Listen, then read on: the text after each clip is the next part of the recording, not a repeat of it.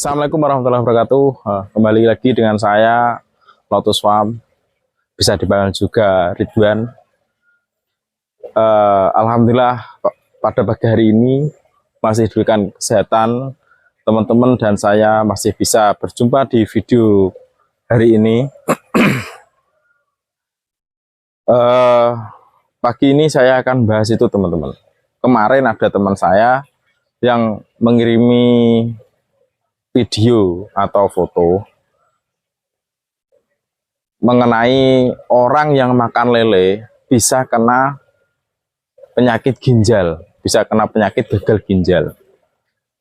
Jadi saya pesan teman-teman, kalau menonton video saya, bukan wajib sih, tapi harus ditonton mulai awal sampai akhir. Jadi biar tidak ada yang salah paham teman-teman. Kemarin ada yang DM saya, ada yang WA saya, kayaknya orangnya tidak menonton video saya sampai full akhir, karena video saya itu kalau nggak ditonton sampai akhir nanti bisa salah paham. Jadi pesan saya tolong dilihat sampai full biar tidak ada salah paham. Itu pesan saya. Jangan lupa bantu terus channel Lotus Farm dengan cara like, komen, dan subscribe biar tambah besar, biar bisa terkenal banyak orang, biar bisa bermanfaat pada banyak orang. Ikuti terus channel Lotus Farm. Mari kita bahas teman-teman ya. Kemarin kita kan, saya dikirimi sama teman saya, Mas kenapa ini kok orang makan lele kok bisa sampai kena gagal ginjal. Nanti saya akan bahas. Saya tahu sebenarnya itu penyebabnya apa. Saya tahu. Saya pernah kok mengedukasi tentang itu biar nggak apa itu teman-teman, biar nggak ada efeknya ke orang yang makan lelenya. Jadi benar-benar hati-hati teman-teman. Kita bahas-bahas sedikit tapi kita bisa bermanfaat buat orang teman-teman. Gini teman-teman, ini pengalaman saya. Dulu waktu saya belum tahu, saya pernah dikasih tahu, pernah diomongin sama teman saya yang senior, yang sudah puluhan tahun di lele. Waktu ikan lele saya sakit, nah, dikuncinya itu di pengobatan lele teman-teman. Pasti kalau ikannya teman-teman ini pada sakit, pasti dikasih antibiotik. Nah, itu penyebabnya teman-teman. Saya cerita dulu ya teman-teman, sebelum saya tahu itu. Waktu teman saya itu main ke kolam saya, yang dulu, yang awal itu, tahu antibiotik atau buat mengobatin lele yang kena moncong putih, terus sirip merah, aeromonas. Itu wadahnya, botolnya segini teman-teman, warnanya biru. Saya nggak nyebut mereknya. Ternyata itu mengandung kaporit atau kalori. Pokoknya itu bahaya pokoknya. Buat manusia itu bahaya. Itu saya tidak disarankan pakai itu. Karena apa? Itu tidak bisa menetralkan di dagingnya lele. Jadi kalau nanti tidak bisa netral, ketika waktu dimakan sama orang, nah ketika orang itu sakit, nah waktu diobatin di rumah sakit atau rawat jalan, orangnya nggak bisa, ya bukan nggak bisa, ya bisa sembuh, tapi prosesnya agak lama karena dia sudah memakan antibiotik terlalu banyak dari konsumsi ikannya itu.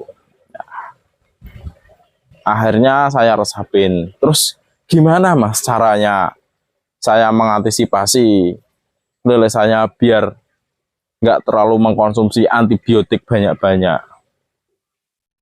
gitu.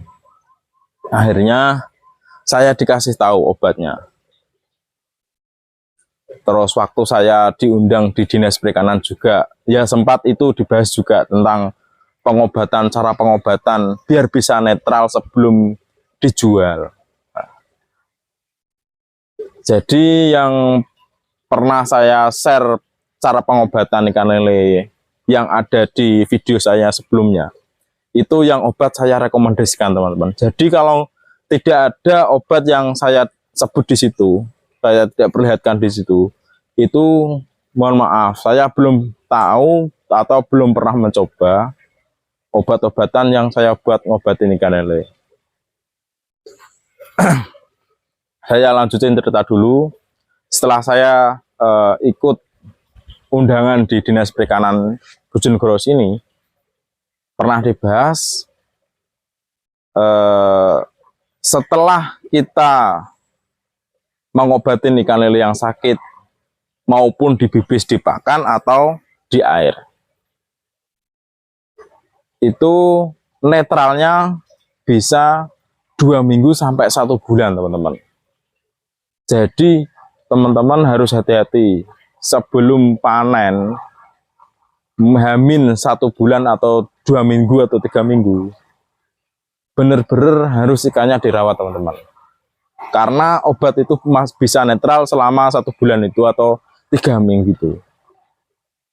Kalau mau dipanen yaitu jangan sampai ikan lele kita sakit atau dia mengkonsumsi antibiotiknya itu. Karena apa? Nanti kalau belum netral, karena belum netral terus dikonsumsi sama orang, ya nanti efeknya di yang memakan itu, ya kita tidak mau sakit teman-teman. Kita jaga-jaga aja. Kalau dimakan orangnya sakit, waktu disembuhin atau di rumah sakit atau rawat jalan, nanti pasti agak sulit disembuhkan gara-gara terlalu banyak mengkonsumsi ikan lele yang terdapat antibiotik berlebihan gitu teman-teman.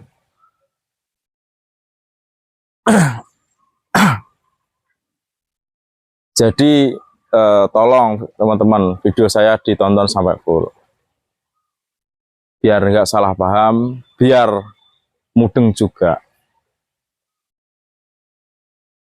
Terus sekarang kan miris ya, banyak probiotik, antibiotik, apa aja, merek apa aja, banyak sekarang. Sekarang kan di endorse itu teman-teman. Kerja sama probiotik itu. Ya saya tidak melarang teman-teman. Ya boleh pakai itu boleh, tapi jangan terlalu berlebihan teman-teman. Saya kolam saya ini loh teman-teman, nggak pernah pakai probiotik, nggak pernah terus pakai antibiotik, itu jarang. Ketika tidak sakitnya parah, kalau sakitnya parah baru saya pakai antibiotik. Kalau masih bisa disembuhin pakai obat alami, ya saya pakai obat alami. Nah, obat alami itu lebih baik daripada buatan pabrik, karena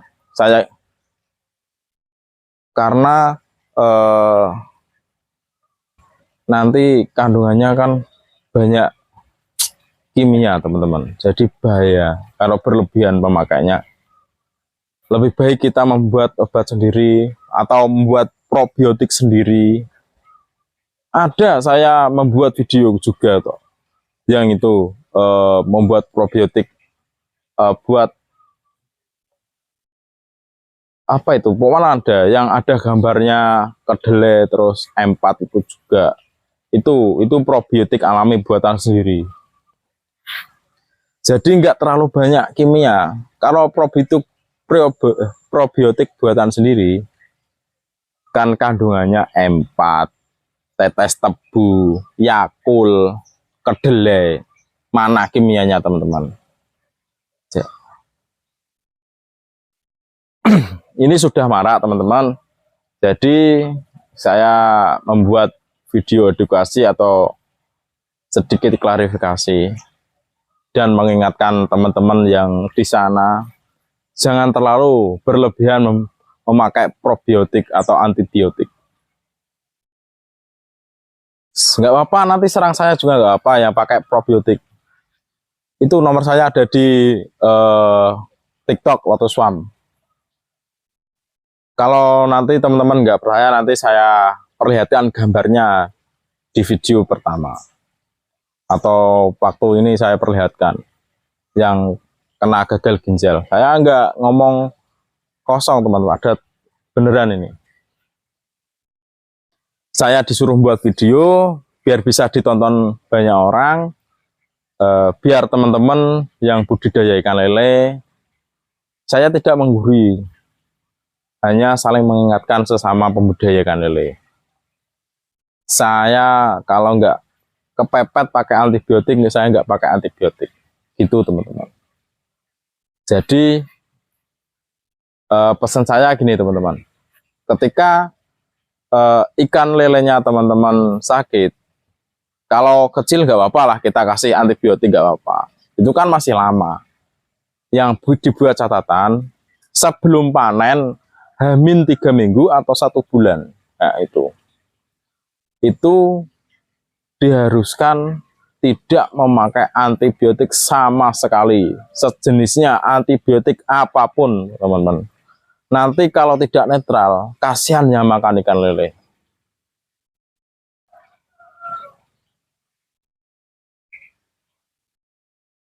Banyak kok. Kalau teman-teman punya teman yang sudah senior, atau teman yang dari pabrik juga, dari pabrik pakan, waktu main di kolamnya teman-teman bisa ditanya. Nanti kalau nggak bisa jawab, pasti teman-teman dibawakan yang khusus bagian menangani pengobatan ini. Pasti nanti jawabannya sama dengan saya.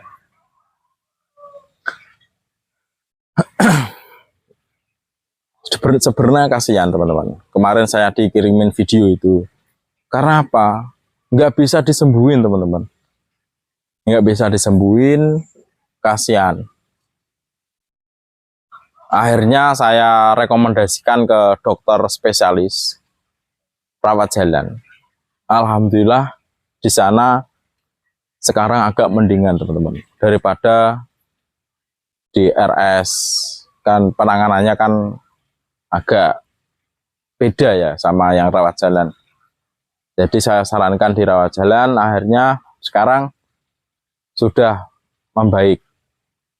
Karena apa? Karena penanganannya, terus obatnya terpenuhi, obat herbalnya. Jadi pesan saya yang tadi itu teman-teman, gak apa-apa ketika bibit masih bibit, gak apa-apa kita pakai probiotik atau antibiotik, gak apa-apa. Soalnya teman-teman juga ya belum tahu ada probiotik yang belum standar KKP teman-teman. Itu sudah mengedar banyak. Kasihan teman-teman yang nggak tahu kandungan. Kandungan di label kemasan itu bisa dibuat teman-teman. Tapi kan kita nggak bisa ngecek langsung. Jadi boleh pakai probiotik atau antibiotik boleh, tapi jangan berlebihan. Ketika ikan kecil nggak apa-apa kita pakai. Yaitu kalau mau panen, H-1 bulan atau 3 minggu atau 2 minggu, jangan kita kasih antibiotik. Kasihan yang memakan ikan kita nanti. Saya sekarang setelah itu nggak pakai antibiotik sama sekali teman-teman. Waktu kecil saja saya pakai. Saya habis ditegur teman saya, terus saya dapat undangan dari Dinas Perikanan. Oh, akhirnya saya tahu. Oh, nanti kasihan yang makan ikan kita. Seumpama keluarga kita sendiri yang makan, anak kita. Terus dia kena penyakit, terus nggak sembuh-sembuh. Kan dia sudah mengandung antibiotik banyak teman-teman. Nanti kalau dikasih antibiotik lagi dari dokter atau bidannya, kan sudah nggak mempan, kan sudah terlalu banyak mengkonsumsi biotik dari terserapnya ikan lele tadi. Jadi itu teman-teman video pagi hari ini. Saya tidak melarang lagi ya, saya tidak melarang, tapi harus dihati-hati, tidak boleh berlebihan teman-teman. Karena apa, nanti kalau sudah marak kemana-mana, kalau orang kan mikirnya, jangan makan lele, bahaya. Nanti dampaknya di teman-teman pembudidaya ikan lele juga. Kasihan kalau sudah terjun di lele, nanti akhirnya pasti teman-teman akan mengurus surat izin. Surat izin layak dimakan atau enggak. Nanti dipersulit lagi. Jadi harus dihati-hati teman-teman. Boleh kita beli probiotik, boleh. Tapi jangan kepada orang yang sales probiotik. Dilihat-lihat probiotik teman-teman, atau antibiotik. Kasihan ya makan lelenya. Ya udah teman-teman, itu saja saya akhiri video hari ini. Semoga bermanfaat pada teman-teman semua. Apabila ada kesalahan omongan kata yang sengaja atau tidak sengaja, saya mohon maaf sebesar-besarnya. Besok sudah hari raya, minal aizin wal faizin, mohon maaf lahir dan batin. Salam sukses untuk semuanya teman-teman budidaya yang ada di seluruh Indonesia. Salam perikanan, maju terus perikanan Nusantara.